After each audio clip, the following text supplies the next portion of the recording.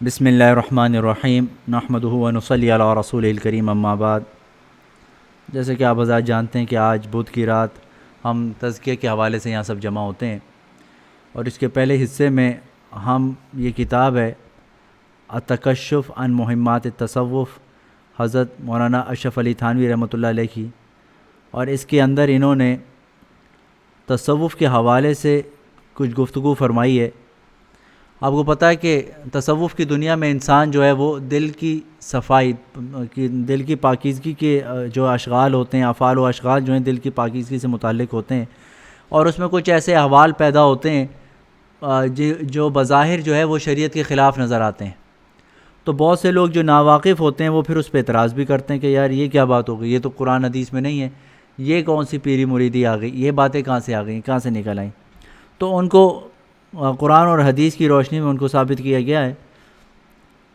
گزشتہ ہفتے ہم نے یہ حدیث پڑھی تھی حضرت حنظلہ رضی اللہ تعالیٰ عنہ کی۔ حضرت حنظلہ رضی اللہ تعالیٰ عنہ کاتب رسول صلی اللہ علیہ وسلم سے روایت ہے کہ مجھ سے ابو بکر صدیق رضی اللہ عنہ ملے اور پوچھا کہ اے حنظلہ کیسے ہو؟ میں نے کہا حنظلہ یعنی میں تو منافق ہو گیا۔ انہوں نے تعجب سے فرمایا سبحان اللہ، کیا کہتے ہو؟ میں نے کہا اس لیے منافق کہتا ہوں کہ ہم لوگ رسول اللہ صلی اللہ علیہ وسلم کی خدمت میں جو ہوتے ہیں اور آپ صلی اللہ علیہ وسلم ہم کو دوزخ بہشت یاد دلاتے ہیں تو اس وقت ایسے ہوتے ہیں گویا کھلی آنکھیں ان کو دیکھ رہے ہیں۔ پھر جب آپ صلی اللہ علیہ وسلم کے پاس سے آتے ہیں تو بیوی بچوں اور معاملات جائیداد میں آلودہ ہو جاتے ہیں، اور ان میں سے بہت سی باتوں کا خیال بھی نہیں رہتا۔ وہ فرمانے لگے واللہ ایسی حالت تو میں بھی پاتا ہوں۔ پھر دونوں صاحب رسول اللہ صلی اللہ علیہ وسلم کی طرف چلے اور آپ صلی اللہ علیہ وسلم سے اس کا ذکر فرمایا۔ آپ صلی اللہ علیہ وسلم نے فرمایا قسم اس ذات کی جس کے قبضے میں میری جان ہے، جس حالت میں میرے پاس ہوتے ہو اگر تم لوگ اس پر یا یہ فرمایا کہ ذکر میں دوام ہو جائے تو تم سے بستروں پر اور سڑک پر ملائکہ مسافہ کریں گے، یعنی اے حنظلہ ایک ساتھ کیسی ایک ساتھ کیسی۔ یہ مضمون آپ صلی اللہ علیہ وسلم نے 3 بار روایت فرمایا۔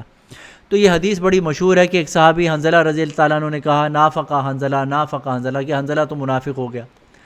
اور آپ جانتے ہیں منافقت جو ہے بہت ہی برا گناہ ہے، اور میں نے گزشتہ ہفتے بتایا تھا کہ جہنم کے 8 درجے ہیں، سب سے نچلا درجہ منافق کے لیے ہے، ٹھیک ہے نا؟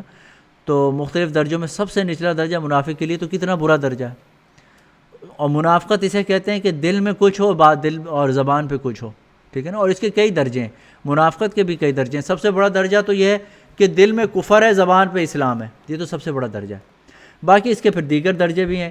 پھر یہ کہ ایک بندہ آپ سے دل میں جو نفرت کرتا ہے، منہ پہ آپ کو ہنس کے ملتا ہے، یہ بھی ایک درجہ ہے منافقت کا، لیکن اتنا برا نہیں ہے۔ لیکن منافقت اوور آل بری چیز ہے، سب سے بری چیز ہے، گھٹیا چیز ہے کہ ہم ضروری نہیں کہ اس میں کفر کا ہی مسئلہ ہو۔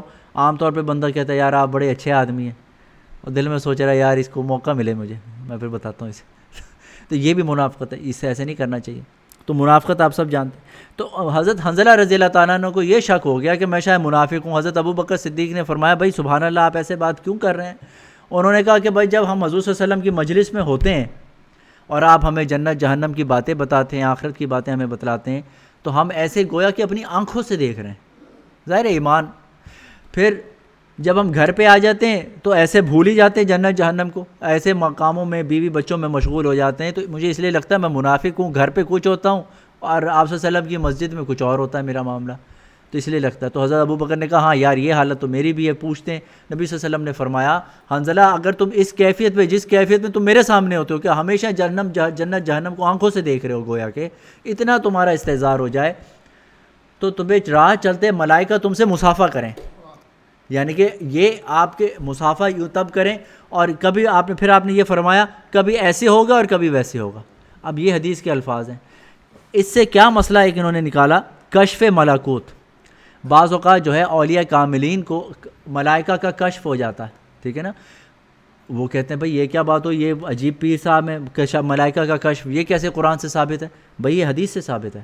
آپ صلی اللہ علیہ وسلم نے فرمایا کہ اگر تمہاری یہ ایمان کی کیفیت ہمیشہ اس ہائٹ پہ رہے تو تم سے ملائکہ جو ہے راہ چلتے سڑکوں پہ جنگلوں میں تم سے مصافحہ کریں، تو جب وہ مصافحہ کریں گے ہوں گے تو کریں گے نا، اور اس کا کشف ہو جائے، اس کا احساس ہو جائے، تو یہ کوئی عجیب بات تو نہیں ہے، ٹھیک ہے نا؟ تو اس لیے فرماتے ہیں اشغال اور مراقبات سے جب نفس میں یکسوئی اور استغراق غالب ہوتا ہے تو حسب مناسبت فطریہ احیاناً ملکوت وغیرہ کا انکشاف ہو جاتا ہے۔ اس حدیث سے اس کا امکان بلکہ وقوع معلوم ہوتا ہے، کیونکہ آپ صلی اللہ علیہ وسلم نے ارشاد فرمایا ملائکہ تم سے مصافحہ کرتے ہیں، اس میں انکشاف سے بھی زیادہ ملاقات اور مماسمے کا اس بات ہے۔ تو بھائی مکاشفے میں تو ایک چیز ظاہر ہو جاتی ہے، مصافحہ کریں گے تو مس ہوگا نا، ٹھیک ہے نا۔ ایک چیز ہے آپ کو کسی کا خیال آ گیا بڑا اسٹرانگ، ایک وہ ہے، ایک آدمی آپ سے کہتا آپ کو ہاتھ لگا کے چلا گیا تو وہ زیادہ قرب ہے۔ تو جب حدیث سے یہ ثابت ہو گیا کہ ملائکہ تم سے مصافحہ کریں گے تو ملائکہ کا کشف ہو جانا، ان کا نظر آ جانا تو اس سے کم بات ہے نا۔ میں کہتا ہوں کہ یار میں نے وہ مجلس میں دیکھا تھا، وہ فیضان آیا ہوا تھا، ٹھیک ہے نا، اور ایک بات یہ ہے کہ وہ مجھ سے ہاتھ ملا کے گیا، پھر تو اور ڈیفینیٹ ہو گیا نا۔ جب حدیث سے یہ ثابت ہو گیا کہ ملائکہ آپ سے ہاتھ ملا کے جائیں گے تو نظر آ جانا کون سا عجب ہے۔ تو اولیاء کاملین کو اگر کبھی ملائکہ نظر آ جائیں تو یہ خلاف شریعت نہیں ہے، اور نادان لوگ اس کو کہتے ہیں یار یہ پتہ نہیں خود بنا لی، ایسا نہیں ہے، نظر آ سکتے ہیں اور ہوتا ہے۔ اچھا، دوسری بات تغیر و تبدل اور غلبہ حال کا دائمی نہ ہونا۔ آپ کو پتہ ہے کہ جب بندہ یہ سلوک کا راستہ یعنی کہ تزکیہ اور سلوک کا راستہ جب اختیار کرتا ہے، پیر و مرشد سے بیعت ہوتا ہے اور اشغال میں مصروف ہوتا ہے، وظیفے پڑھتا ہے اور خاص عبادات کرتا ہے، مراقبے کرتا ہے، تو اس کے حالات ہوتے ہیں، ٹھیک ہے نا۔ بعض اوقات اس پہ گریہ طاری ہو جاتا ہے، ہر وقت اس کا دل میں بوجھ سا محسوس ہوتا ہے، اور بڑا اچھا قسم کا بوجھ ہوتا ہے، یہ کوئی تکلیف دہ بوجھ نہیں ہوتا۔ کبھی کبھی اللہ کی جو ہے وہ محبت کی آگ محسوس ہوتی ہے کہ اللہ کی ایسا لگتا ہے جیسے کچھ جل رہا ہے اندر، لیکن وہ تکلیف دہ نہیں ہوتا۔ اس کی مثال دیتے ہیں، جیسے موسیٰ علیہ السلام کو کوہ طور پہ جو وہ آگ نظر آئی تھی، بظاہر تو وہ درخت کو جلا رہی تھی، ٹھیک ہے نا، لیکن وہ درخت اس سے جل نہیں رہا تھا بلکہ اس سے اور پر نور ہو رہا تھا، کیونکہ وہ تو اللہ کا نور تھا نا، وہ تو اللہ کا نور تھا، وہاں سے آپ کو وحی ملی تھی۔ تو وہ بظاہر دیکھنے کو آگ تھی لیکن وہ درخت کو جلا کے کوئلہ نہیں کر رہی تھی بلکہ وہ تو اس کو اور پر نور کر رہی تھی، بڑا دلکش سا بنا رہی تھی۔ تو بعض اوقات اس قسم کی آگ بھی محسوس ہوتی ہے، اللہ کی محبت کی آگ محسوس ہوتی ہے۔ بعض اوقات بندہ کہتا ہے یار میں تہجد پڑھتا ہوں، بس ایسا لگتا ہے مجھے جو ہے نا اللہ کے عرش کے سامنے کھڑا ہوں، ایسے حالات پیدا ہونے شروع ہو جاتے ہیں۔ لیکن کچھ عرصے میں پھر وہ حالات نہیں رہتے، پھر وہ پیر صاحب کو کہتا ہے کہ بھئی دیکھو پہلے 6 مہینے تو بڑے اچھے گزرے، اب پتہ نہیں کیا ہو گیا، اب مجھے وہ حالات نہیں آتے، اس طرح کا شوق بھی نہیں رہتا، کیا وجہ ہے؟ تو اس حدیث سے یہ بات پتہ چلی کہ نبی صلی اللہ علیہ وسلم نے فرمایا فساعتاً فساعتاً، کبھی ایک ساتھ ایسی ہوتی ہے اور کبھی ایک ساتھ ایسی ہوتی ہے، ٹھیک ہے نا۔ تو آپ صلی اللہ علیہ وسلم نے اس حدیث سے یہ پتہ چل گیا کہ آپ نے صحابہ کو تعلیم فرمائی، حنظلہ کبھی تو تمہیں جنت جہنم سامنے نظر آئے گی اور کبھی تم بھول بھی جاؤ گے، یہ ساعتاً فساعتاً، کبھی ایسے کبھی ویسے، تو اس میں کوئی پریشانی کی بات نہیں ہے۔ تو اس لیے سالک کو بھی کبھی اس کے حوال میں اونچ نیچ ہو تو اس کو پریشان نہیں ہونے چاہیے۔ اس لیے جو پیر طریقت ہوتا ہے وہ بھی سمجھدار ہوتا ہے، وہ اس کو کہتا ہے کہ نہیں، اگر آپ شریعت کے راستے پہ چل رہے ہیں تو اس کا مطلب ہے کہ آپ جو ہے وہ یہ ساری چیزیں اس کا حصہ ہیں، پروسیس کا حصہ ہیں۔ بھائی مثال کے طور پہ آپ یہاں سے سفر کرتے ہیں، کیلیفورنیا کا سفر کرتے ہیں، ٹھیک ہے نا، آپ کو ڈیزرٹ سے بھی گزرتے ہیں، آپ سینریوں سے بھی گزرتے ہیں، اچھی بری ہر طرح کی جگہوں سے گزرتے ہیں۔ تو جب یہ بندہ سلوک طے کرتا ہے تو اس میں اونچ نیچ آتی ہے، اور جو مبتدی ہوتا ہے نا، جو بگننگ میں ہوتا ہے، اس کو کچھ زیادہ ہی چیزیں فیلنگز آتی ہیں۔ پھر جب وہ بندہ پکا ہونا شروع ہو جاتا ہے تو اس کی فیلنگز ذرا سٹیبل ہو جاتی ہیں، کم ہوتی ہیں، پھر بہت ساری چیز ایکسائٹ کرتی ہے۔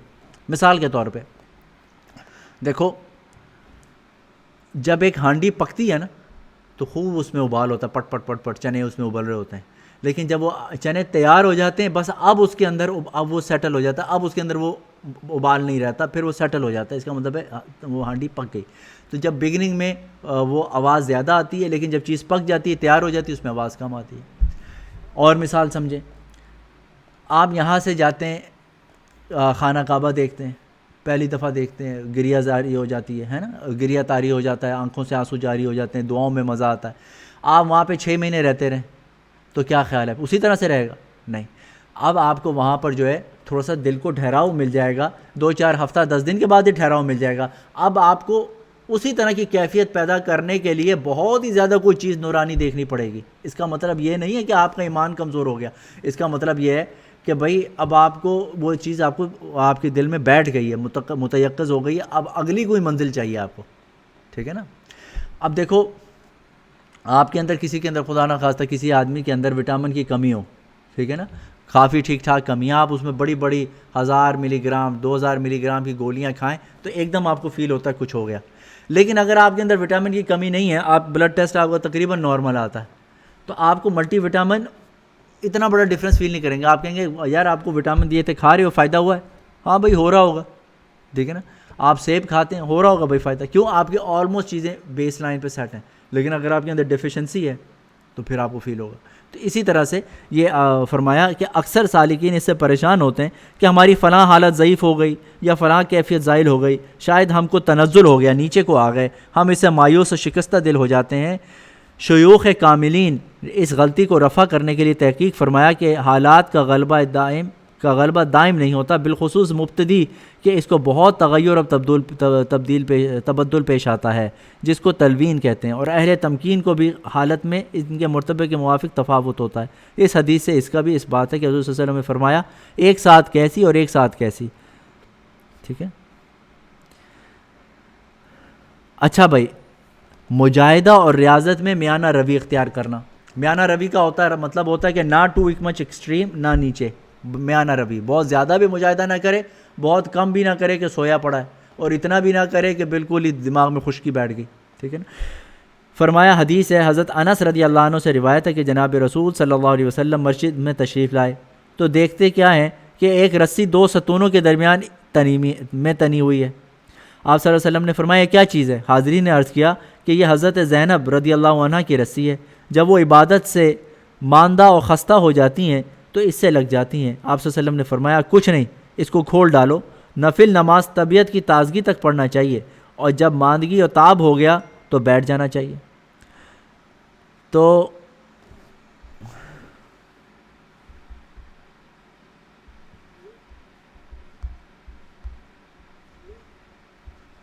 آپ صلی اللہ علیہ وسلم نے فرمایا کہ نفل نماز میں جو ہے وہ جب تھکن ہو گئی تو اب اس کو رک جانا چاہیے.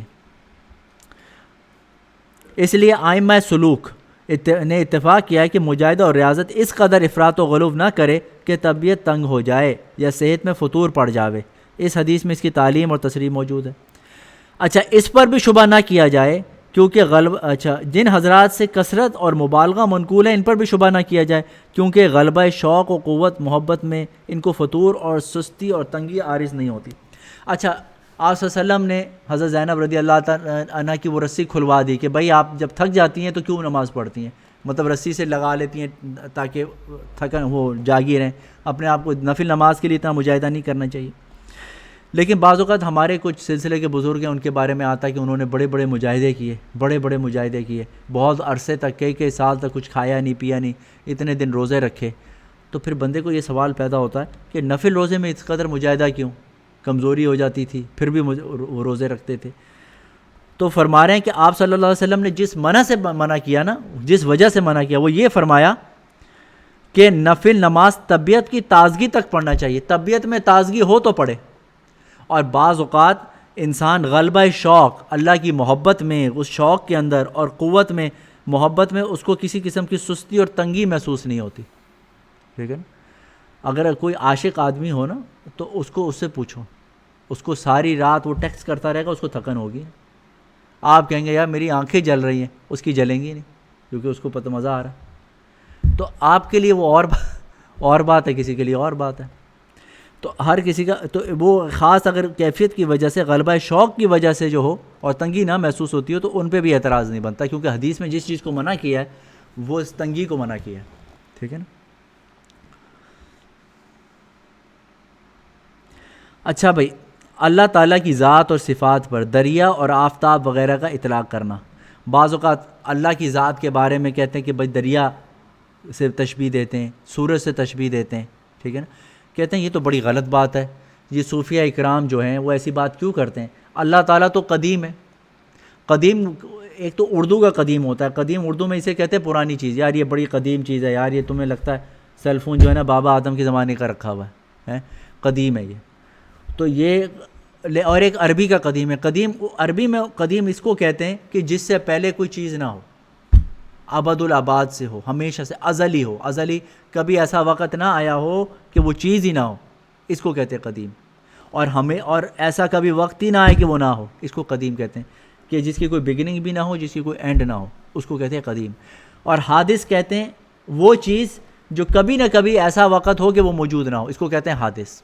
تو اللہ تعالیٰ کی ذات اور اللہ کی تمام صفات قدیم ہے، اور اللہ کی تمام مخلوق جو ہے وہ حادث ہے۔ ظاہر ہے کہ کبھی نہ کبھی تو وہ چیز نہیں تھی، اللہ تعالیٰ ہمیشہ سے تھا۔ تو کہتے ہیں کہ اللہ کی آپ مثال دیتے ہیں دریا سے، اللہ ہے قدیم، دریا ہے حادث، تو قدیم کی مثال حادث سے کیسے دیتے ہو؟ خالق کی مثال مخلوق سے کیسے دیتے ہو؟ تو یہ تو بڑی بے ادبی کی بات ہے۔ تو اس کو ثابت کرتے ہیں حدیث سے۔ حضرت انس رضی اللہ عنہ سے روایت ہے کہ جناب رسول مقبول صلی اللہ علیہ وسلم نے ایک خط کھینچا اور نسبت فرمایا کہ یہ انسان ہے، اور ایک خط اس کے قریب کھینچا، فرمایا یہ اس کی موت ہے، اور ایک خط اس سے دور کھینچا، فرمایا یہ انسان کی آرزو اور امنگ ہے، بس انسان اسی حالت میں رہتا ہے کہ آرزو پوری کروں، دفعتاً یہ پاس آنے والی چیز یعنی موت آ پہنچتی ہے۔ دیکھو آپ صلی اللہ علیہ وسلم نے کہا، یہ ایسے لائن کھینچی، کہا یہ انسان ہے، یہ اس کی موت ہے، اور یہاں پر یہ اس کی امیدیں ہیں، ٹھیک ہے نا۔ تو انسان بس یہ امیدوں کے چکر میں لگا رہتا ہے، اور بیچ میں یہ موت تو فوراً ہی آ گئی، اس میں گر جاتا ہے، موت آ جاتی ہے، ٹھیک ہے۔ اب اس سے فرماتے ہیں کہ یہ دیکھو مثال دینا جو ہے اس میں ضروری نہیں ہے کہ مشبہ اور مشبہ بہی میں کوئی نہ کوئی بظاہر کو فرق نہ وہ مناسبت ہو، بس ایک اشارات دینا کافی ہوتے ہیں، بعض اوقات اشارہ مقصود ہوتا ہے۔ بہت سے بزرگوں کے کلام میں خصوصاً نظم میں ذات و صفات حق تعالیٰ پر کہیں دریا کا اطلاق آیا ہے، کہیں آفتاب و مہتاب کا، جس پر قدیم کو حادث کہہ کر دینے کی قباحت اور سوء ادب کے علاوہ بطلان اتحاد اور غلطی حمل بین المتباینین وغیرہ معذورات ظاہر لازم آتے ہیں، ٹھیک ہے نا۔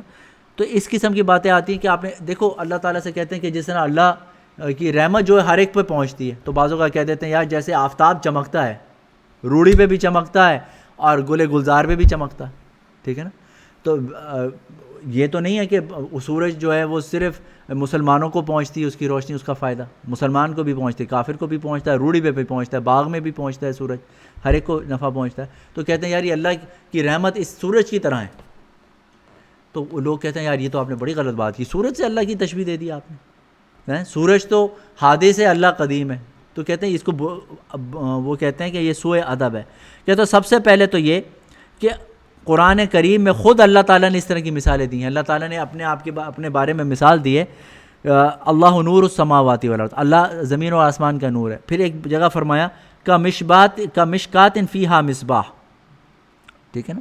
یہ اللہ تعالیٰ جو ہے ایک اس کی طرح ہے، لیمپ کی طرح ہے جو کسی روشن دان میں پڑا ہو، ٹھیک ہے نا۔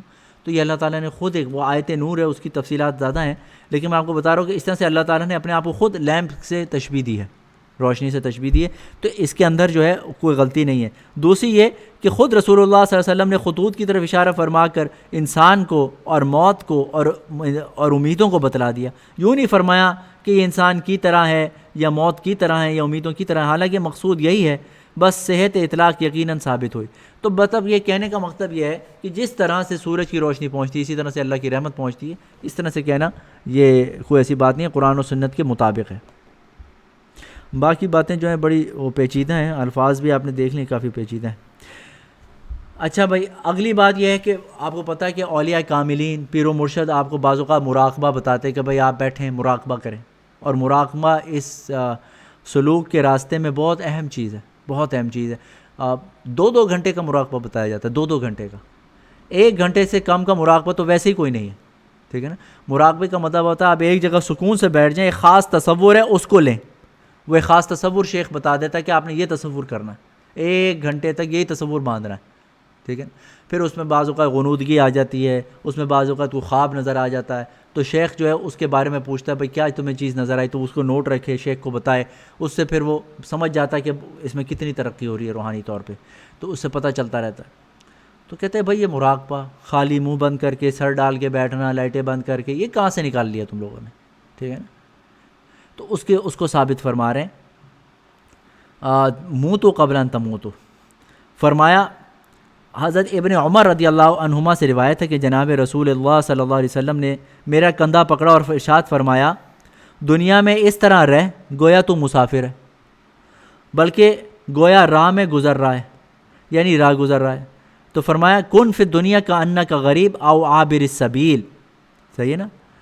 اور ترمذی نے عابر السبیل کے بعد یہ جملہ اور زیادہ روایت کیا کہ اپنے کو اہل قبور میں سے شمار کر، اپنے کو اہل قبور میں سے شمار کر۔ تو آپ صلی اللہ علیہ وسلم نے کیا بتایا کہ کن فی دنیا کا انا کا غریب، کہ دنیا میں تو ایسے رہے جیسے تو مسافر ہے یا راہ گزر ہے۔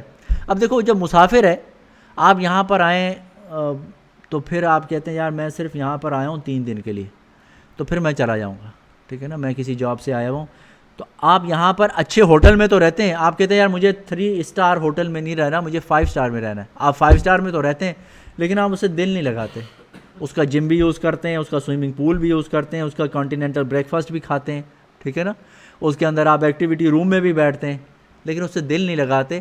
3 دن کے بعد جب آپ کو جانا ہوتا ہے تو آپ یہ نہیں ہوتا کہ آپ کا منہ ہی لٹک جائے، آپ کو رونا آ جائے، آپ مینٹلی ریڈی ہوتے ہیں میں 3 دن کے لیے آیا ہوں، انجوائے فل کروں گا، چھوڑوں گا کچھ بھی نہیں، لیکن اس سے دل بھی نہیں لگاؤں گا، ٹھیک ہے نا۔ تو آپ صلی اللہ علیہ وسلم نے فرمایا دنیا میں ایسے رہو، اس کو استعمال کرو، ادھر مال و متاع کو استعمال کرو، اللہ نے اتنی خوبصورت سینریاں بنائی ہیں، پہاڑ بنائے ہیں، پھول باغات بنائے، ان کو انجوائے کرو، دل نہیں لگاؤ، جب وقت آئے تو نکل جاؤ، اس سے دل لگانے کی ضرورت نہیں ہے۔ تو کن فی دنیا کا انا کا غریب، مسافر کی طرح، او عابر السبیل، یا بالکل ایسے راہ گزر کی طرح، جیسے اس سے بھی کم ہوتا ہے جیسے جس کو ٹرانسفر، ٹھیک ہے نا، اس کو کیا کہتے ہیں وہ جو ویزا ملتا ہے اس کا ٹرانسفر کا، کسی ملک میں جاتے ہیں، ٹرانزٹ، عابر السبیل کہتے ہیں ٹرانزٹ کو۔ تو بعض اوقات ہوتا ہے کہ آپ ایک ایئرپورٹ پہ اترے، 4 گھنٹے کا ٹرانزٹ ہے، یہ تو بالکل ہی 4 گھنٹے کا ٹرانزٹ ہے، تو آپ تو اس میں بالکل ہی دل نہیں لگاتے، بس آپ ایئرپورٹ سے کتنا سامان خریدتے ہیں، یار ایک سینڈوچ خرید لو ابھی کھا کے بس پھر نکلنا ہے، جہاز میں پھر کھانا ملے گا۔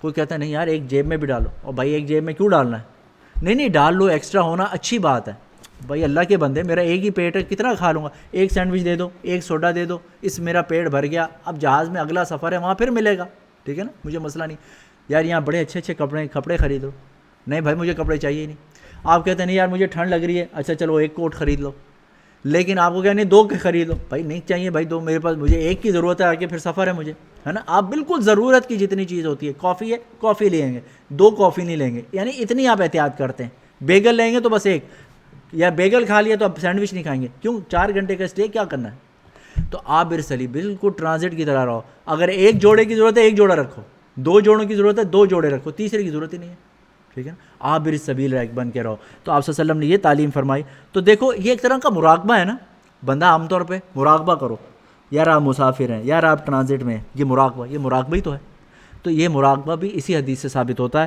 فرمایا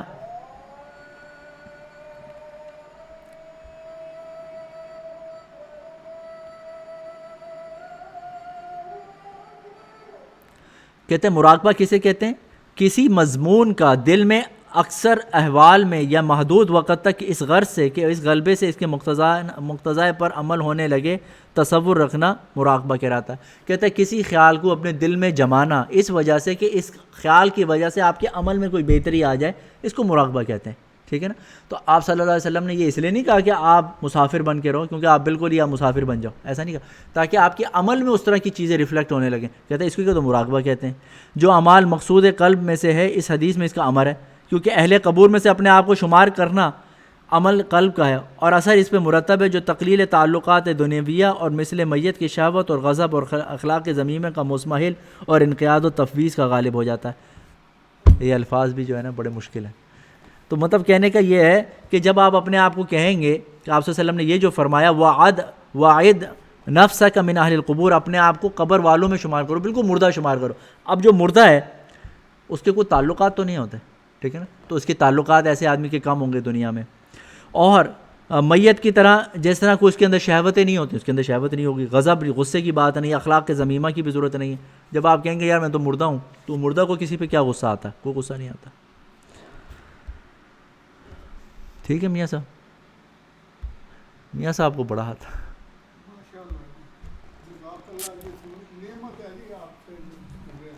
الحمدللہ۔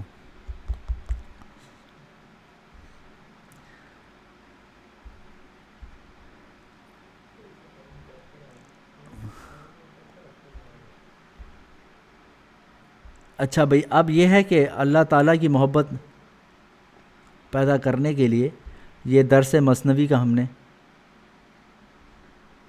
شروع کیا تھا۔ فرماتے ہیں 1000 سال سے اپنے بزرگوں کا یہ سلسلہ چلا آ رہا ہے، بغیر پیر کے کوئی اللہ والا نہیں بنتا، کتنے لوگ جنہوں نے بغیر پیر کے چلنا چاہا، اللہ اللہ کر کے پاگل تو ہو گئے، کوئی مرشد نہیں تھا، ذکر میں مزہ آیا، 1000 کے بجائے 10,000 کرنے لگے، تحمل سے زیادہ محنت کی، دماغ میں خشکی ہو گئی، یہاں تک کہ پاگل ہو گئے، لوگوں نے سمجھا مجذوب ہیں، حالانکہ حقیقت میں پاگل ہو گئے۔ میرے شیخ شاہ ابرار الحق دامت برکاتہم فرماتے ہیں کہ جس طرح کار کے لیے ڈرائیور ضروری ہے، اسی طرح اللہ کا راستہ طے کرنے کے لیے شیخ ضروری ہے۔ جس کار پر کوئی ڈرائیور نہ ہو تو جہاں تک موڑ نہیں آئے گا سیدھی چلتی رہے گی، لیکن جہاں کوئی موڑ آیا وہیں تصادم ہو جائے گا۔ اسی طرح جن کا کوئی شیخ نہیں ہوتا وہ کچھ دور تک تو صحیح چلتے ہیں، لیکن جہاں کہیں موڑ پر ٹکرا کر تباہ ہو جاتے ہیں، کہیں بہا کے موڑ پر تباہ ہو گئے۔ تو مثال کے طور پہ آدمی کہتا ہے یار شریعت کا مقصد کیا ہے؟ روزہ رکھو، نمازیں پڑھو، تو میں ویسے بھی پڑھ رہا ہوں، تو مجھے پیر و مرشد کی کیا ضرورت ہے؟ مجھے کیا ضرورت ہے؟ وہ یہی کہے گا نا کہ جھوٹ نہیں بولو، تو جھوٹ میں ویسے بھی نہیں بولتا۔ وہ یہی کہے گا نمازیں پڑھو، میں نمازیں پڑھتا ہوں۔ وہ یہی کہے گا روزے رکھو، روزے، زکوٰۃ، حج ماشاءاللہ ہر سال کرتا ہوں، تو پیر مرشد کی ضرورت کیا پڑ گئی؟ تو فرماتے ہیں کہ جس طرح سے آپ گاڑی کو سٹارٹ کر کے ڈھلوان میں ڈال دو، اگر روڈ سیدھا بالکل سیدھی چلے گی، کوئی مسئلہ نہیں ہے، تو بندہ یہ سمجھتا ہے سیدھے روڈ پہ اگر میں چل سکتا ہوں تو چل لوں گا، لیکن اگر کہیں موڑ آ گیا اور گاڑی کے اندر ڈرائیور نہیں ہے تو وہ پھر لگے گا جا کے کہیں پہ، پھر ٹکر ہو جائے گی۔ تو اسی طرح زندگی میں بھی جب موڑ آتا ہے اب ضرورت پڑتی ہے شیخ کی، اب پتہ چلتا ہے شیخ ضروری تھا۔ جب لائف سیدھی سیدھی چل رہی ہے، صبح سے 8 سے 5 آپ کی جاب ہے، آپ کو ماشاءاللہ 5-10 ہزار کا چیک آ جاتا ہے گھر پہ، رینٹ پے ہو رہا ہے، گروسری آ رہی ہے، صبح سے شام آپ کے پاس ٹائم ہے، بچے بھی تنگ نہیں کر رہے، نماز میں مزہ آ رہا ہے، ٹھیک ہے نا، آپ کہہ رہے ہیں نمازیں بھی ہو رہی ہیں، زکاتیں بھی ہو رہی ہیں، سب ہو رہا ہے، مسئلہ کیا ہے؟ لیکن جس دن آپ کی لائف میں ٹیڑھا پیڑھا پن آیا، کوئی خیالات ایسے آنے شروع ہو گئے، کوئی گھر میں ٹینشن آ گئی، کوئی مصیبت آ گئی، لائف میں اونچ نیچ آتی ہے، اب شیخ کی ضرورت پڑتی ہے، اب پتہ چلتا ہے، اب ایمان کا امتحان ہوتا ہے، اب بندہ فیل ہوتا ہے، ٹکر لگتی ہے۔ اس لیے پیر و مرشد کا فائدہ تب محسوس ہوتا ہے کہ جب ضرورت پڑتی ہے، جب ضرورت نہیں ہے تو باقی سارے ہی سام چلتے ہیں، ٹھیک ہے نا۔ اچھا ایک مثال ہے، اس سے یہ سمجھیں انسان کے اندر جو ہوتا ہے نا کبر، خود نمائی، حسد، یہ کچھ بیسک بیماریاں ہوتی ہیں ہر کسی میں۔ یہ آپ جو ہم منصب لوگ ہوتے ہیں نا، اگر آپ کا بھی منصب وہی ہے جو ان کا منصب ہے تو آپس میں کچھ نہ کچھ جیلسی ہوتی ہے آپس میں۔ اگر آپ کی جیلسی نہیں ہے تو اس کا مقصد یہ مطلب یہ ہے کہ آپ کے اندر کوئی کمپٹیشن ہی نہیں ہے۔ جو آپ کا کام ہے، کاروبار ہے، وہی آپ کا بھی کاروبار ہو جائے تو آپ کو کچھ نہ کوئی حسد ہو جائے گا، کوئی نہ کوئی آپ کے اندر پرابلم آئے گی۔ تو اس لیے وہ فرماتے ہیں، اس کی مثال دے رہے ہیں، حضرت والا فرماتے ہیں اگر کار کا بریک ڈرائیور سے کہے کہ گدھے کی لید لگا ہوا بوٹ میری گردن پہ رکھ کر میری شان میں گستاخی کرتے ہو، تو ڈرائیور کہے گا کہ میرے بوٹ سے مت گھبرا، اگر تیری گردن پہ میرا بوٹ نہیں ہوگا تو ایکسیڈنٹ ہو جائے گا، نہ تو رہے گا، نہ موٹر رہے گی، نہ موٹر والا۔ کسی کے جوتے خراب تھے، ڈرائیور کے جوتوں پہ لید لگی ہوئی تھی، تو بریک جب لگائے گا تو لید والا بریک پہ لگے گا۔ تو بریک اگر یہ کہے کہ بھائی آپ میری گردن پہ آپ یہ لید والا بوٹ رکھتے ہیں، یہ غلط بات ہے، تو ڈرائیور کہے گا بھائی اس کو برداشت کر، میں ہوں تو کم سے کم تیری جان تو حفاظت ہے نا۔ تو کہتے ہیں اسی طرح سے اس لیے بزرگوں کا سایہ بہت بڑی نعمت ہے، مرشد کے سائے میں جیو، اس کی روک ٹوک ڈانٹ ڈپٹ سے نہ گھبراؤ، یہ تمہیں عجب اور کبر کے ایکسیڈنٹ سے بچائے گا، ٹھیک ہے نا۔ بعض اوقات پیر و مرشد کی خام خواہ ڈانٹ پڑتی رہتی ہے، یار تو نے یہ نہیں کیا، وہ نہیں کیا، یار بندہ کہتا ہے ہر ٹائم مجھے ڈانٹتے رہتے، اس سے نہیں گھبراؤ، وہ پیر و مرشد کے سائے میں رہو، بھلے ڈانٹتا رہے، بڑے تمہیں برا بھلا کہتا رہے، کم سے کم تمہارے دل میں کبر نہیں آئے گا، تمہارے اندر یہ نہیں آئے گا میں کوئی بڑی توپ چیز ہوں۔ یہ جب روز ڈانٹ پڑتی ہے تو توپ کیا ہے بھائی، یوز ٹو ہو جائے گا بھائی، یا کچھ بھی نہیں ہو، روز تو جوتے کھاتا ہوں، تو اس لیے ڈانٹ ڈپٹ سے، روک ٹوک سے نہ گھبراؤ، اس سے عجب پیدا نہیں ہوگا، کبر پیدا نہیں ہوگا۔ تو جن لوگوں کا بزرگوں سے واسطہ ہے، جن کی پیر و مرشد ہے، ان کو پتہ ہے ڈانٹیں پڑتی ہیں، تو جو لوگ یہ رانا صاحب سارے لا رہے ہیں اس کا مطلب ان کو پڑتی رہی ہیں، تو اس کا بڑا فائدہ ہوتا ہے، کبر نہیں آتا، عجب نہیں آتا۔ بالکل ہاں، یہ بھی خوش قسمتی ہوتی ہے۔ اچھا لیکن کسی اللہ والے بزرگ سے، جن کے پاس علم تھا لیکن کسی اللہ والے بزرگ سے تعلق نہیں تھا، وہ گمراہ ہو گئے۔ پرویزی، قادیانی وغیرہ جتنے فرقے باطل ہیں، ان کے بانی علم کسی درجے میں رکھتے تھے، لیکن کوئی ان کا مربی نہیں تھا جس سے یہ مربع نہ بن سکے، ٹھیک ہے نا۔ یہ قادیانی وغیرہ، یہ مرزا غلام احمد قادیانی، یہ دیندار ایک زمانے میں تھا، نماز روزے کا پابند، لیکن جب اس کا مربی نہیں تھا تو یہ مربع بھی نہ بنا۔ مربی کا مطلب ہوتا ہے جو آپ کی تربیت کرے, جو تربیت کرنے والا ہوتا ہے اس کو مربی کہتے ہیں. تو اور جب تربیت ہو جاتی ہے, اصل میں تو انہوں نے ایک طرح کا وہ ایک لطیف سا مذاق کیا ہے. مربع کہتے ہیں وہ جو جیم ہوتا ہے نا, جیم مربع بنتا ہے, یار یا اس کا مربع بنا دو, تو کوئی بنائے گا مربع تو بنے گا, تو وہ کھانے میں بڑا لذیذ ہوتا ہے. تو جب بندے کا مربی ہوتا ہے, پیر و مرشد ہوتا ہے, تو یہ بھی بڑے اچھے اخلاق والا مربے کی طرح بن جاتا ہے. لوگ اس کے ساتھ جینا پسند کرتے ہیں, اٹھنا بیٹھنا پسند کرتے ہیں. تو یہ کہنے کا مقصد ہے جس کا مربی نہیں ہوتا وہ مربع بھی نہیں بنتا. خود کتاب پڑھ کے مربع بن گیا ہو تو دکاندار کہے گا آپ کسی دماغ کے ڈاکٹر سے علاج کرائیں, دنیا میں کوئی مربع ایسا نہیں ہوتا جس کا کوئی مربی نہ ہو. ٹھیک ہے نا. آگے مثال دیے لنگڑے آم. لنگڑے آم کی خاصیت دیسی آم میں نہیں آئے گی. ٹھیک ہے نا. کوئی دیسی آم لنگڑا آم نہیں بنا جب تک کسی لنگڑے آم کی قلم سے پیوند نہیں کھایا. ٹھیک ہے نا. دیسی آم کو لنگڑے آم کی قلم سے کس کے پٹی باندھتے ہیں, اگر کسی کس کے نہ باندھیں, رابطہ ڈھیلا رہے, تو لنگڑا آم کی خاصیت دیسی آم میں نہیں آئے گی. اور دوسرا کام یہ کرتے ہیں, دیسی آم کو آگے نہیں بڑھنے دیتے. دیسی آم کو کاٹتے ہیں, اوپر لنگڑا لگاتے ہیں, اس کو اوپر نہیں بڑھنے دیتے. تو فرماتے ہیں اس طرح لنگڑے آم کی تمام خاصیت دیسی آم میں منتقل ہو جاتی ہے. اسی طرح کوئی مولوی بھی مولا والا نہیں ہو سکتا جب تک کسی مولے والے سے پیوند نہ لگائے, یعنی اس کی صحبت اختیار نہ کرے اور تعلق اس اللہ والے سے ڈھیلا ڈھالا نہ ہو, مضبوط ہو, تب اس اللہ والے کی خصوصیت اس کے اندر منتقل ہوں گی. اور جس طرح دیسی آم کو آگے بڑھنے نہیں دیتے, کاٹتے رہتے ہیں, اسی طرح شیخ کی رائے میں اپنی رائے کو فنا کر دو, آگے نہ بڑھو, ورنہ دیسی کی دیسی رہ جاؤ گے. لہٰذا شیخ سے خوب قوی تعلق ہو, اس کی رائے میں اپنی رائے کو فنا کرو. تو دیسی آم تو لنگڑا آم بنتا ہے, لیکن دیسی دل لنگڑا دل نہیں بنے گا, تگڑا دل بن جائے گا. اور ایسا تگڑا دل بنے گا لاکھوں انسان اس سے فیضیاب ہوں گے. اسی کو مولانا روم فرماتے ہیں, نفس خود را کش جہانے زندہ کن, خواجہ را کشتہ است اور آ بندہ کن. فرمایا کہ اپنے نفس کو مار لو, نفس کی بری بری خواہشوں کو قتل کر دو. یعنی جب نفس میں بری خواہشوں کا تقاضا پیدا ہو تو اس تقاضے پر عمل نہ کرو, تو گویا تم نے اپنے نفس کو قتل کر دیا. اور ڈرو مت کہ اگر ہم نے خواہشوں کو مارا تو ہمارے پاس کیا رہے گا.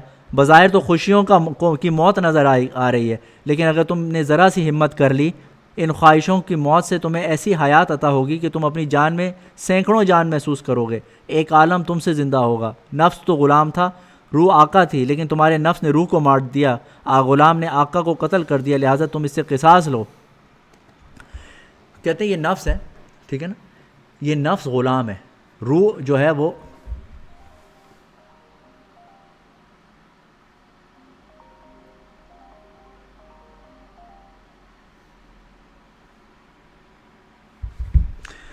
لیکن اگر تم نے ذرا سی ہمت کر لی تو ان خواہشوں کی موت سے تمہیں ایسی حیات عطا ہوگی کہ تم اپنی جان سے سینکڑوں جان محسوس کرو گے. تو آپ یہ دیکھیں کہ نفس تو غلام تھا, آقا روح تھی, تو نفس اپنی خواہشات کو اتنا بڑھا لیا آپ نے کہ روح کو قتل کر دیا. تو یہ تو آپ نے غلط کیا. تو اس سے کہتے ہیں کہ تم قصاص لو. تو قصاص کا مطلب ہے کہ اس کے بدلے میں نفس کو بھی مارو. جب نفس مرے گا, اچھا یہ مثال بڑی اچھی ہے.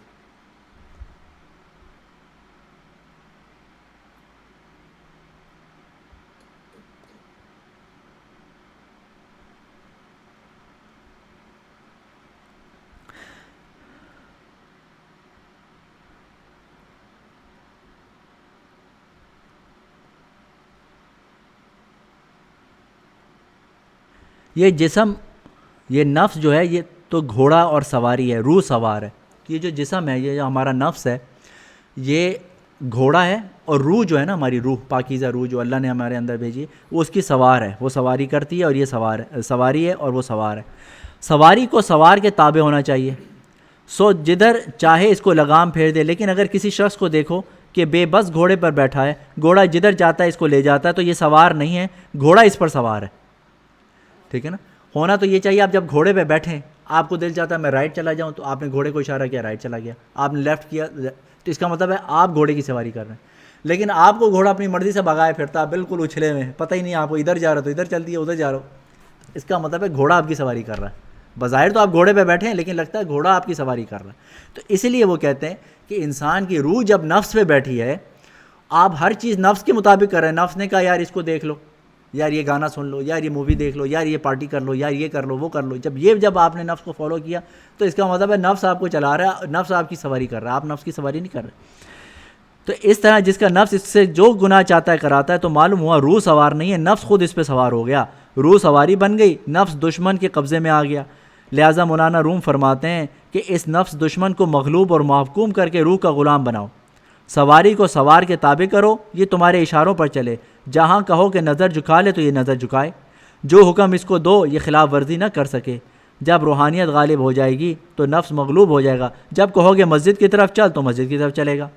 اگر کبھی شرارت کرے کہ گناہ کرو، سینما کی طرف چلو، تو لگام کھینچ لو، اس کو روک لو، لیکن یہ اسی وقت ہوتا ہے جب روح میں طاقت ہو اور نفس کمزور ہو، لہٰذا اس کو گناہوں کی حرام غذا نہ دو، تو یہ کمزور ہو جائے گا، ورنہ پوری زندگی گناہ کراتا رہے گا۔ تو نفس کیوں کب مضبوط ہوتا ہے؟ جب آپ اس کو غذا دیتے ہیں، جب آپ اس کو نیوٹریشن دیتے ہیں، اس کی غذا کیا ہے؟ گناہ۔ جب آپ اس کو گناہ کراتے رہیں گے یہ مضبوط ہوتا رہے گا۔ بتائیے مرنے کے بعد کیا نفس کو گناہ کرا سکتا ہے؟ تو یہ شرافت نہیں ہے کہ جب تک گناہ کر سکتے تھے گناہ کرتے رہے، جب مر گئے تو متقی بن گئے، کہ یہ تو کوئی شریف آدمی نہیں ہے۔ شریف آدمی تو وہ ہوتا ہے جو زندگی میں جیتے جاگتے گناہوں سے بچے۔ مرنے کے بعد کوئی متقی نہیں بن سکتا، کیونکہ اب تو اختیار ہی ختم ہو گیا۔ تقویٰ اس کا نام ہے کہ نفس میں گناہ کرنے کی طاقت ہو، پھر گناہ نہ کرو، تو اب تم متقی ہو۔ پس جس دن اپنے نفس کو مار دیا تو تم اس دن خود جی اٹھو گے اور ایک عالم تم سے جی اٹھے گا۔ لہٰذا اللہ کی محبت میں مرنے جینے کو ارادہ کر لو، گناہوں سے بچنے کی تکلیف سے اللہ پر مرتے رہو، اور عبادت کی لذتوں سے اللہ پر جیتے رہو۔ یہ ہے اللہ پہ مرنا اور جینا۔ اللہ کا وعدہ ہے جس وقت تم گناہوں سے بچنے کی تکلیف اٹھا لو گے، حرام خواہشوں پہ عمل نہ کرو گے، جب آنکھوں کی مٹھاس مجھ پر فدا کرو گے، میں تمہیں دل کی مٹھاس دوں گا، اور میری مٹھاس غیر فانی، غیر محدود اور بے مثل ہوگی۔ اس کے برعکس نفس میں طاقت آتی ہے اس کو گناہوں کی حرام غذا دینے سے۔ مولانا روم فرماتے ہیں کہ جس طرح بعض شکاری ہرن کا شکار کرنے نکلے، ان کی نیت ہرن کی شکار کی تھی، لیکن اتنے میں اچانک جھاڑی سے جنگلی سور نکل آیا، شکاری کو منہ میں دبوچ کر مار ڈالا۔ اسی طرح بعض لوگ اللہ کے راستے میں چلے ولی بننے، لیکن نفس و شیطان نے انہیں غیر اللہ میں مبتلا کر دیا، کسی حسین اور نمکین شکل کی رنگ و روغن کے عشق میں مبتلا ہو گئے، اللہ تک نہ پہنچ سکے۔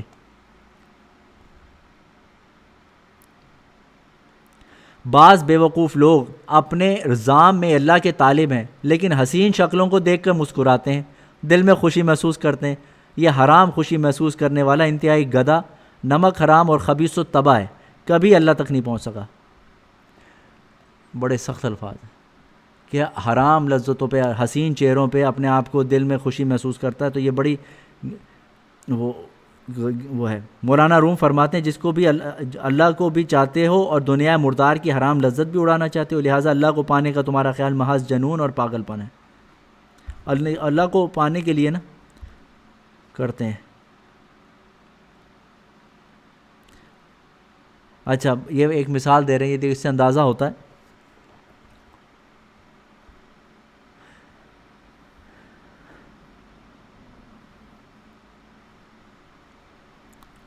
نفس کی چالیں بہت باریک ہوتی ہیں، یہ ایسا گراتا ہے کہ سالک کو خبر بھی نہیں ہوتی۔ اس لیے شیخ وہ ہونا چاہیے جو ماہر نفسیات بھی ہو، بالکل بھولا بھالا نہ ہو کہ اس کو پتہ ہی نہ ہو کہ کیا ہوتا ہے، خصوصاً حسن و عشق کے تمام حالات سے خوب جانتا ہو، لیکن متقی ہو، سب کچھ جانتا ہو مگر بچتا بھی ہو۔ وہی ایسے مریضوں کا علاج کر سکتا ہے، ٹھیک ہے نا، خود تو اس کو پتہ ہو۔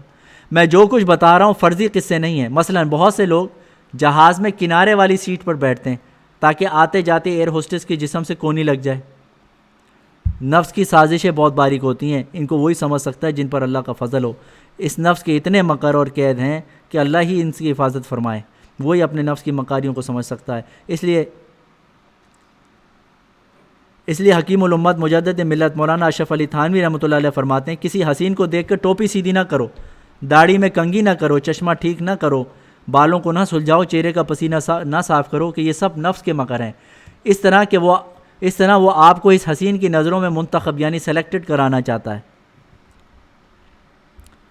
ٹھیک ہے نا۔ وہ آپ بندہ کسی عورت کو دیکھ کے بالکل سیٹ ہو کے ہو جاتا ہے تاکہ وہ سلیکٹ کر لے آپ کو، تو اگر یہ ارادہ ہے تو پھر اللہ تو نہیں ملے گا، وہ سلیکٹڈ وہ مل جائے گی۔ لوگ کہتے ہیں ناٹ بیڈ۔ جس کے اوپر بندہ بھی ویسے ہی ہونا، پیر بھی ایسے ہی ہو، اپنی جیسا پیر ہو جس کو پتا سب پتا ہو اور ہم سے کام بھی صحیح کروا لے۔ ہاں وہ بتائے گا کہ بھائی یہ اس کا مطلب یہ ہوتا ہے، یہ نہ کرنا۔ ہاں وہ نیک ہو جائے نا تو اچھا پیر بن جائے گا. کہے گا مجھے وہ راستے پتہ ہیں بتاتا ہوں.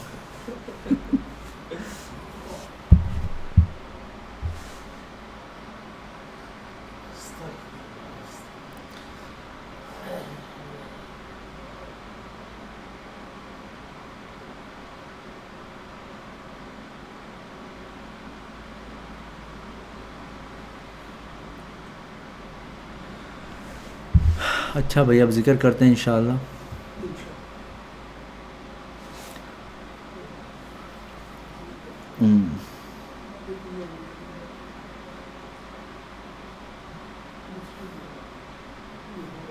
اچھا ایک ذکر تھا اللہ ہو کا ہمارا جو سانس کے ساتھ تھا. سانس اندر کرنا ہے اللہ ہو, سانس باہر نکالنا, زبان سے کچھ نہیں کہنا. جب سانس اندر کیا اللہ کا تصور کرنا ہے اللہ ہو, سانس باہر نکالا تو یہ تصور کرنا ہو ہے. تو جب اس کی عادت ہو جاتی ہے تو انسان کا سانس اللہ کا ذکر کرنے لگتا ہے. تو یہ بھی بڑی اہم مشق ہے, اور یہ سلسلہ چشتیہ میں اس کی بڑی مشق کی جاتی ہے کہ سانس جو ہے وہ اللہ کا ذکر بن جائے. تو آج اس کی مشق کریں گے. ایک دفعہ سورہ فاتحہ اور 3 دفعہ سورہ اخلاص اور 3 دفعہ درود شریف پڑھ لیجیے. اعوذ باللہ من الشیطان الرجیم, بسم اللہ الرحمن الرحیم, الحمدللہ رب العالمین الرحمن الرحیم مالک یوم الدین.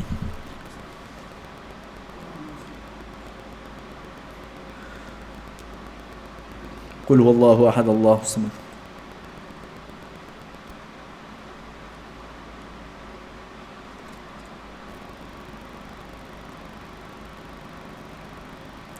جو کچھ پڑھا اس کا ثواب نبی صلی اللہ علیہ وسلم کی برکت سے تمام اولیاء اللہ کو عموماً اور سلسلہ چشتیہ صابریہ کے اولیاء اللہ کو خصوصاً پہنچا دیجیے, اور ہم ان کی روحانی توجہات ہمیں نصیب فرما دیجیے. اب اسی طرح سے کریں گے اللہ ہو, لیکن زبان سے نہیں کہنا.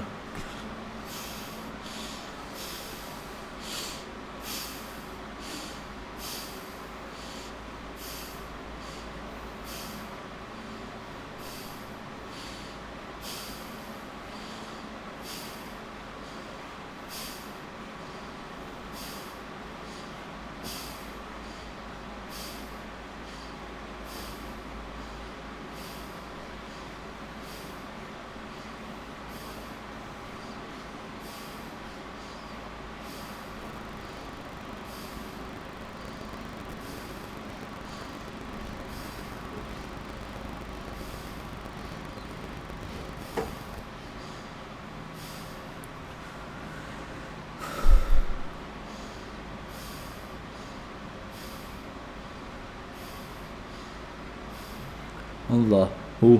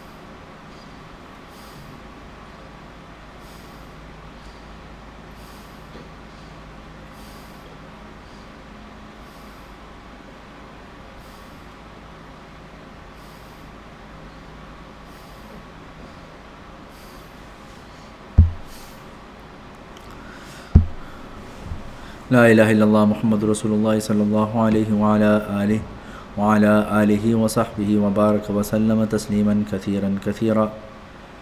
اب اسی طرح سے دوسرے حصے میں بھی اسی طرح سے کریں گے.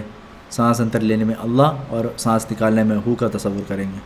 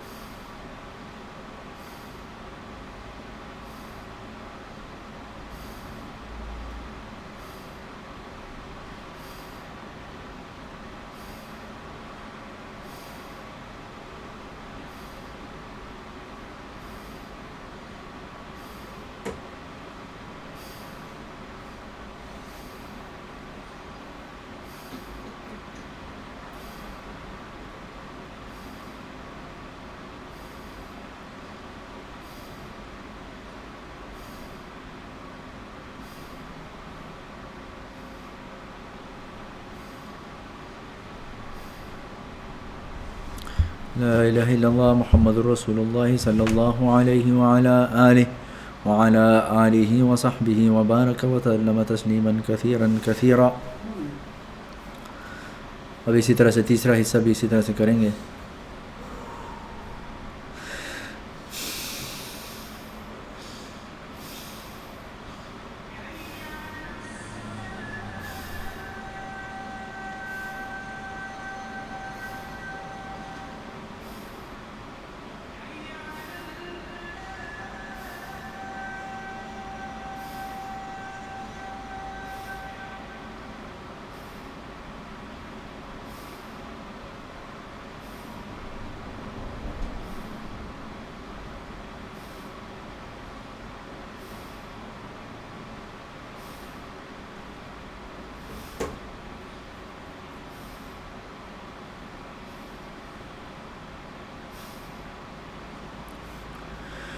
لا الہ الا اللہ محمد رسول اللہ صلی اللہ علیہ وعلی آلہ وعلی آلہ وصحبہ وبارک وسلم تسلیما کثیرا کثیرا. یہ تصور کیجئے کہ عرش الہی پہ اللہ کے نور کی بارش ہو رہی ہے اور اس کی چھینٹیں ہمارے دلوں پہ پڑ رہی ہیں. اللہم طہر قلوبنا عن غیرک ونور قلوبنا بنور معرفتک ابدا ابدا یا اللہ یا اللہ یا اللہ یا اللہ. ہمارے دل گندی دنیا کی محبت سے پاک فرما, ہمارے اپنی سچی محبت عطا فرما اور ہماری ذکر کو قبول فرما. اللہم صلی علی محمد النبی الامی وعلی آلہ وسلم تسلیما. ربنا آتنا فی الدنیا حسنہ وفی الآخرۃ حسنہ وقنا عذاب النار. یا اللہ ہمارے گناہوں کو معاف فرما, یا اللہ ہماری نیکیوں کو قبول فرما, یا اللہ تمام حاضرین مجلس کو اپنی سچی محبت عطا فرما.